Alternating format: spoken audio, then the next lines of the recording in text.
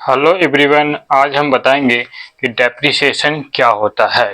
Last class में हमने जैसे पढ़ा था कि cash book, other book, BRS, bank reconciliation statement. आज हम पढ़ेंगे कि डेप्रिसिएशन क्या होता है, ये इसका मतलब क्या होता है, इसका मीनिंग क्या होता है, कि डेप्रिसिएशन क्यों बुक्स ऑफ अकाउंट में रिकॉर्ड किया जाता है और ये किस चीज़ पे लगता है, कौन सी एसेट्स पे लगता है, capital liability equal to asset हमने स्टडी कर चुका है। तो डेप्रिसिएशन क्यों लगाया जाता है, इसके क्या कारण है, किसके क्या फायदे नुकसान है, कौन कौन से केसेस हैं, कौन कौन से रीजन है जिस पे डेप्रिसिएशन चार्ज किया जाता है फिक्स एसेट्स पे। तो आज उसी के बारे में हम थ्योरी डिस्कस करेंगे। फिर नेक्स्ट बैच से हमारा चलेगा प्रैक्टिकल क्वेश्चन कि डेप्रिसिएशन को कैसे कैलकुलेट किया जाता है, कैसे कैसे वर्किंग किया जाता है। तो इससे पहले हमने जितने भी फर्स्ट टर्म एग्जाम के लिए हमने तैयारी किया, अब हम बात करेंगे फाइनल टर्म एग्जाम के लिए, मतलब सेकेंड टर्म एग्जाम के लिए बात करेंगे। जो आपका चैप्टर आएगा डेप्रिसिएशन आएगा, मोस्ट इम्पॉर्टेंट चैप्टर है और रियल लाइफ में भी इसका काफ़ी यूज है। एज पर इनकम टैक्स के हिसाब से बिजनेस में, कॉर्पोरेट सेक्टर में जाएंगे कंपनी में, तो उसमें भी डेप्रिसिएशन का यूज किया जाता है। उनके कंपनी के भी व्हीकल्स होते हैं, मोटर गाड़ी, कार, बिल्डिंग, प्लॉट, तो इन सभी में इनका यूज किया जाता है और इनका कैलकुलेट करते हैं, हम वर्किंग करते हैं कि डेप्रिसिएशन क्या होता है। डेप्रिसिएशन का मतलब होता है किसी की वैल्यू में कमी आना, और किसी की वैल्यू में कमी आना मतलब एसेट की वैल्यू में कमी आना। एसेट मतलब संपत्ति, जो आपकी परिसंपत्तियां होता है, जो प्रॉपर्टी होते हैं आपकी, जो एसेट होता है, जो बिजनेस की एसेट होता है। अगर आपकी पर्सनल एसेट्स है उनकी भी वैल्यू में कमी आता है। लेकिन हम बात करते हैं एज ए बिजनेस के पॉइंट ऑफ व्यू से कि डेप्रिसिएशन का मतलब क्या होता है, और इसी के बारे में हम स्टडी करेंगे और ये बुक्स ऑफ अकाउंट में किस प्रकार से रिकॉर्ड किया जाता है डेप्रिसिएशन। तो डेप्रिसिएशन काफी मोस्ट इंपॉर्टेंट टॉपिक है आज। तो इसमें आपका चैप्टर नंबर 14 है। अगर 11 क्लास की बात करें तो डेप्रिसिएशन को हिंदी में कहते हैं मूल मूल्यह्रास। तो मैंने यहाँ पे लिखा हुआ है डेप्रिसिएशन का मतलब है मूल्यह्रास, मतलब मूल्य के में की कमी आना, किसी की वैल्यू में कमी आना डेप्रिसिएशन कहलाता है। अब है depreciation, introduction of depreciation on fixed assets. मैंने क्या लिखा है, introduction of depreciation of fixed assets. बच्चे ध्यान से देखिएगा, समझिएगा कि ऑन फिक्स्ड एसेट मतलब डेप्रिसिएशन जो वर्ड यूज किया जाता है वो उन फिक्स्ड एसेट्स पे यूज किया जाते हैं जो टेंजिबल हो, जिसको आप टच कर सकते हैं, देख सकते हैं। जैसे ये व्हाइट बोर्ड है, बिल्डिंग है, फर्नीचर है, कार है, मोटर है, तो इस पे जो वर्ड यूज किया जाता है डेप्रिसिएशन, इनकी वैल्यू में कमी आता है। तो डेप्रिसिएशन का जो डेफिनेशन है वो देखो आप कि मीनिंग ऑफ डेप्रिसिएशन क्या, मीनिंग ऑफ डेप्रिसिएशन का मतलब क्या होता है। Depreciation means fall of value of tangible assets. मैंने यहाँ क्या लिखा है, टेंजिबल एसेट या फिक्स्ड एसेट्स, मतलब जिसको हम टच कर सकते हैं, उनकी वैल्यू में कमी आने को, उनकी वैल्यू कम हो जाती है। जैसे पहले 1 लाख थी, अब हो गई 1 साल के बाद 1 लाख में 1 लाख से कम हो गई, 90,000 आ गई। तो 1 लाख से उसकी वैल्यू 90,000 आ गई, मतलब क्या लगा, 10,000 रुपये, 10,000 रुपीज क्या लगा, डेप्रिसिएशन लगा। तो because of the it's usage और विथ इफेक्ट ऑफ टाइम, किस वजह से लगते हैं, इसके यूज करने पे, इन्फ्लेक्स ऑफ टाइम, समय के अनुसार, ड्यू टू ऑब्सोलेंस और एक्सीडेंट, मतलब किसी वजह से एक्सीडेंट हो गया, उसकी वैल्यू से वैल्यू कम हो जाती है एसेट्स की, या टाइमिंग हिसाब से आप वियर एंड टीयर यूज करते हैं तो आफ्टर समटाइम्स क्या होती है, इसकी वैल्यू कम हो जाती है। तो इसी को क्या कहते हैं, डेप्रिसिएशन की परिभाषा है। अलग अलग American institute of chartered accountant ने या Indian institute of chartered account ने अलग अलग परिभाषित किया है इसको। तो काफी अच्छा टॉपिक है, तो आप स्टडी करें, समझें, कहीं डाउट है आप मुझसे पूछिए। तो डेप्रिसिएशन का जो एक थ्योरी हम देख लेते हैं, कह रहे depreciation means fall in the value of tangible asset because of its use और विद इफ्लेक्स। मैंने कहा ना कि टाइम के हिसाब से डेफिनेशन लगता है। कुछ साइंटिस्ट ने कहा है कि depreciation is the permanent and continue. क्या होता है, डेप्रिसिएशन क्या होता है, परमानेंट होता है, कंटिन्यू होता है, और ये हमेशा एसेट की वैल्यू को डाउन करता रहता है टाइम टू टाइम, मतलब ईयर बाय ईयर उसकी वैल्यू को डाउन करता रहता है। इन द क्वालिटी, क्वांटिटी और वैल्यू ऑफ एन एसेट, देखो यहाँ पे क्या लिखा है, क्वालिटी और क्वांटिटी और वैल्यू ऑफ एसेट्स, मतलब एसेट्स की बात कर रहा है, डेप्रिसिएशन लगता है। तो आपने देखा कि किस प्रकार से डेप्रिसिएशन लगाया जाता है, ये एसेट्स पे लगाया जाता है। अब डेप्रिसिएशन में किसी भी चीज की वैल्यू जब कमी आती है तो उनके वैल्यू को थोड़ा अलग नाम से कहा जाता है, अलग नाम से उनको पुकारा जाता है। जैसे कि मैंने कहा डेप्रिसिएशन, यहाँ पे क्या है, मैंने लिखा वर्ड डेप्रिसिएशन कि किसी की वैल्यू में कमी आना, किसकी, एसेट की वैल्यू में। और कौन सी एसेट, जो टेंजिबल है, प्लांट, मशीन, फैक्ट्री में आप यूज करते हैं तो मशीन की बात हम करते हैं। तो यहाँ पे डेप्रिसिएशन है, एमोर्टाइजमेंट है एंड डुप्लीकेशन। तो पहला वर्ड है डेप्रिसिएशन, एमोर्टाइजमेंट और एंड डिप्लीशिएशन। तो इन तीनों का मतलब ये होता है किसी की वैल्यू में कमी आना। तो डेप्रिसिएशन वर्ड वहां यूज किया जाता है जहां पे फिक्स एसेट्स की बात करें, जहां पे आप टच और छू सकते हैं, मतलब for example machine, car, furniture, building, इन सबको क्या लगता है, डेप्रिसिएशन। इसलिए यहाँ लिखा है मैंने, देखो 3 प्रकार के शब्द में अंतर होता है। कई बार बच्चे कंफ्यूज हो जाते हैं क्योंकि जब मल्टीपल चॉइस क्वेश्चन आता है, कौन सा आता है, जब एमसी क्वेश्चन आता है पेपर में, तो बच्चे कंफ्यूज हो जाते हैं कि डेप्रिसिएशन किस पे लगता है, एमोर्टाइजमेंट किस पे लगता है और डिप्रिसिएशन का मतलब क्या होता है।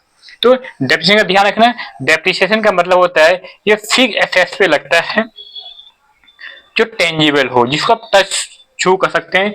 जैसे फिक्स एसेट्स, टेंजिबल एसेट्स लगता है, जैसे वियर एंड टियर कंज्यूम का जाता है, जैसे कार हो गया, कार चलता है, बाइक चलता है, मशीन फैक्ट्रियों में यूज किया जाता है, उसको मशीन कंटिन्यूसली क्या रन करता रहता है, तो इसको व्हाट किया जाता है, डेप्रिसिएशन। फिर आता है एमोर्टाइजमेंट, है ना, ये किस पे लगता है, देखो एमोर्टाइजमेंट पहला आपने डेफिनेशन समझ लिया।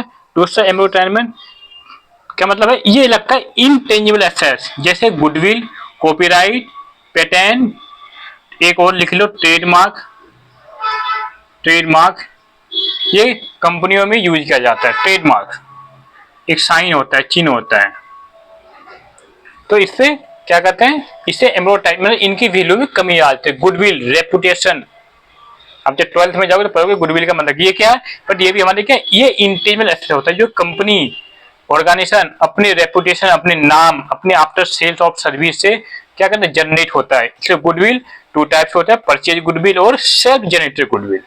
जब 12 में जाएंगे तो आप पढ़ेंगे गुडविल कितने टाइप से होता है, इसकी वैल्यूएशन भी आप निकालेंगे। तो अभी आपके लिए इतना है कि गुडविल क्या होता है, इंटेंजिबल एसेट होता है। कॉपीराइट, ट्रेडमार्क, ब्रांड, तो ये सारे जो होते हैं ये क्या होता है, एमोर्टाइजमेंट होता है, ये इनटेंजिबल एसेट होता है। तो इनको क्या बोलते हैं, एमोर्टाइजमेंट। इनकी वैल्यू में क्या होती है, कमी आती है, इनकी भी वैल्यू में कमी आती है, जो एसेट इनकी वैल्यू में कमी आता है। उसके बाद आता है डिप्लीशिएशन, ये वेस्टिंग एसेट होता है, जैसे कोल स्टॉक हो गया, कोयले। अब कोयले जब यूज करते हैं तो उनका कुछ वेस्ट निकलता है, तो किसी के लिए वो एसेट है और किसी के लिए वेस्ट है। तो डेप्रिसिएशन, एडवर्टाइजमेंट, डेप्रिसिएशन समझ में आ गया, ये होता है टेंजिबल एसेट्स पे लगता है, जिसे टच कर सकते हैं, जैसे कार, मोटर, बिल्डिंग। एडवर्टाइजमेंट ये लगता है इनटेंजिबल, जिसे आप टच नहीं कर सकते, जैसे गुडविल हो गया, कॉपीराइट, पेटेंट, बट ये है एसेट इंटेंजिबल, बट इन्हें आप टच नहीं कर सकते। डिफरेंस ये वेस्टिंग एसेट होता है, जैसे कोल हो गया, स्टॉक हो गया, ये सब यूज किए जाते हैं, ईट भट्टे में यूज किए जाते हैं। इनके लिए किसी के लिए एसेट होता है, किसी के लिए एक्सपेंस।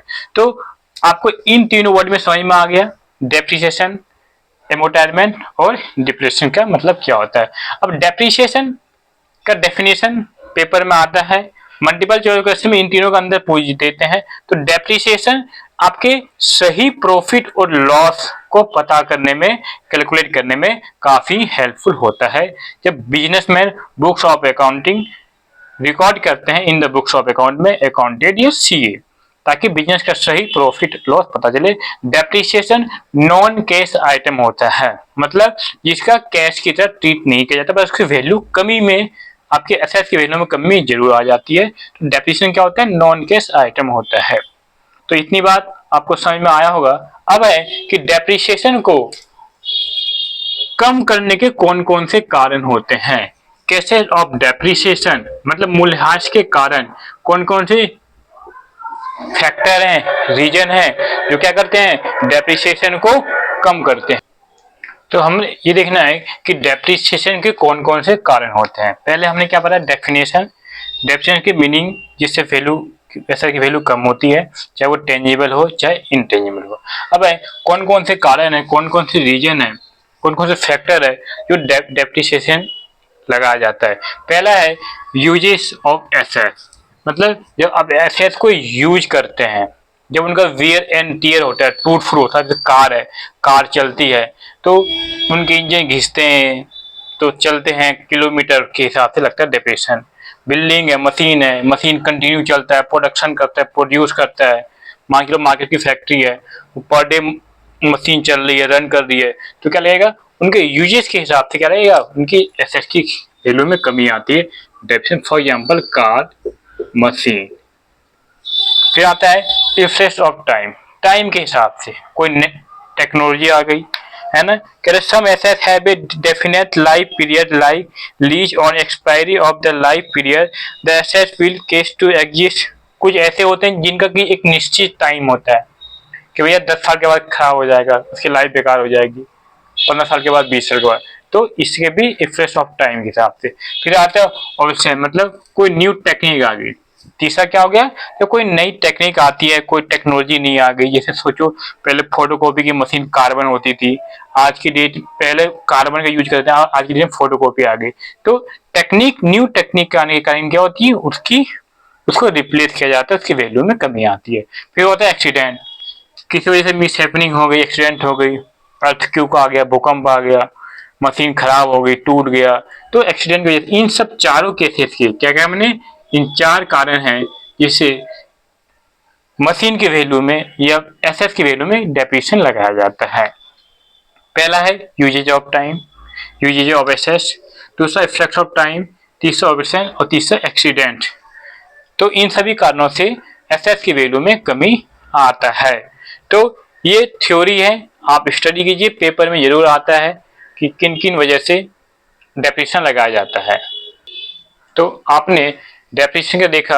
अब है कि डेप्रिसिएशन के कौन कौन से मेथड है, मतलब डेप्रिसिएशन को निकालने के कौन कौन से ऐसे वर्किंग होते हैं। तो पहला है method of depreciation straight line method. कौन सा, स्ट्रेट लाइन मेथड, जिसे हम शॉर्टकट में कहते हैं SLM। दूसरा है return down value method, WDN। तो ये 2 मेथड हैं जो आपके 11th की में 2 मेथड हैं, स्ट्रेट लाइन और रिटर्न डाउन वैल्यू मेथड। तो इससे एसेट की वैल्यू को जब डेप्रिसिएशन लगाया जाता है तो इसको वर्किंग किया जाता है। इन सब कारणों से एसेट निकाला जाता है, एसेट डेप्रिसिएशन को कैलकुलेट किया जाता है, वर्किंग किया जाता है। तो पहला है स्ट्रेट लाइन मेथड, दूसरा है return down value method. Straight line method का मतलब है कि ये फिक्स होता है। क्या होता है, ये फिक्स होता है, मतलब अगर मैं इकोनॉमिक्स भाषा में समझ स्लोप के थ्रू कि ये फिक्स होता है। अगर एक मशीन पे लग रहा है 10,000 तो ये फिक्स है, ये लगता ही रहेगा। और दूसरा होता है रिटर्न डाउन वैल्यू मेथड। ये क्या है, ये आपके यहाँ से डाउन होता रहेगा, मतलब पहले 10,000 लगा, फिर 9,000, फिर 8,000, फिर 7,000, फिर 6,000, फिर 5,000। तो मतलब इसमें क्या होगा, ये डाउन होता रहेगा। भाई स्ट्रेट लाइन में इसे बोलते हैं स्ट्रेट लाइन मेथड, और ये होता है रिटर्न डाउन वैल्यू मेथड। तो 2 टाइप से हैं, पहला स्ट्रेट लाइन, दूसरा return down value method. Real life में यूज करते हैं, आपको क्वेश्चन जो आएगा मोस्टली आएगा रिटर्न डाउन वैल्यू मेथड से। तो ये 2 मेथड है। तो एनुअल डेप्रिसिएशन निकालते हैं, इसका फॉर्मूला क्या होता है, cost of assets minus scrap value या estimated value divided by number of useful life of assets. ये इसे निकलेगा आपका एनुअल डेप्रिसिएशन। अगर आपको निकालना है रेट ऑफ डेप्रिसिएशन, तो एनुअल डेप्रिसिएशन क्या करेंगे, आप डिवाइड कर दें कॉस्ट ऑफ एसेट से, मल्टीप्लाई 100 कर दें, तो आपका क्या आएगा, रेट ऑफ डेप्रिसिएशन आ जाएगा। तो अगर परसेंटेज की बात कर रहा है यहाँ पे, और यहाँ पे आपका पर ईयर की बात कर रहा है, तो ये डेप्रिसिएशन निकालने के क्या है, ये फॉर्मूले हैं। क्या, cost of assets minus estimated या scrap value release value divided by useful life of asset. देखो कॉस्ट ऑफ एसेट का मतलब होता है कि एक एसेट को परचेज करने से संबंधित जितने भी खर्चे आपने किए हैं, जब तक वो प्रोडक्शन के लिए तैयार ना हो जाए, जब तक वो मशीन वर्किंग ना करने लगे, तब तक जितने भी पैसे आप लगाओगे at the time of purchase से लेकर के इंस्टॉलेशन, इसको स्टेबलाइज तक जितने भी खर्चे होंगे वो सभी कॉस्ट ऑफ एसेट आएगी।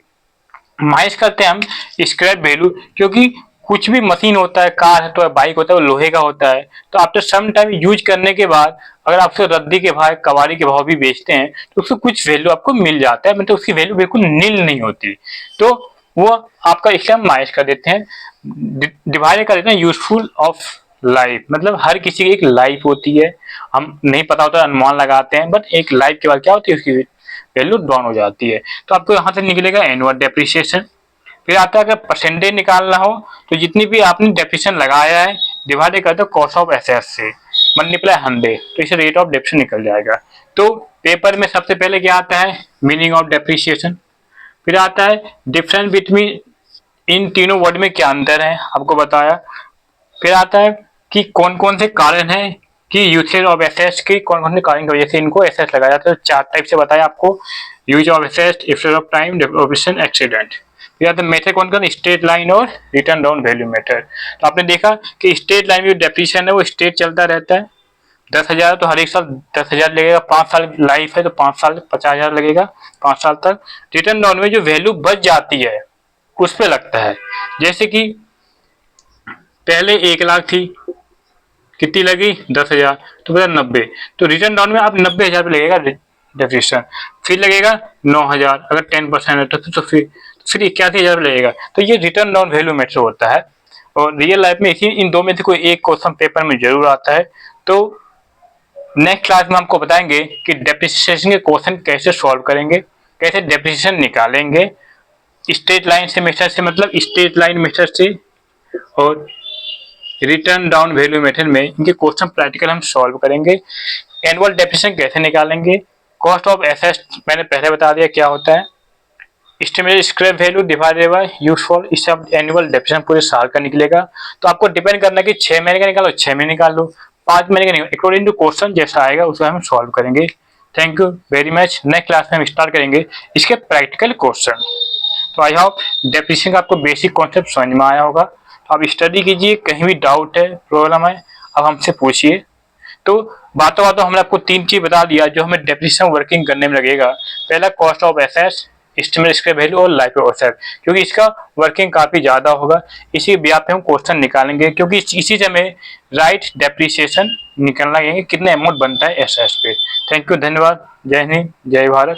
मिलते हैं नेक्स्ट क्लास में एक प्रैक्टिकल क्वेश्चन के साथ। Thank you.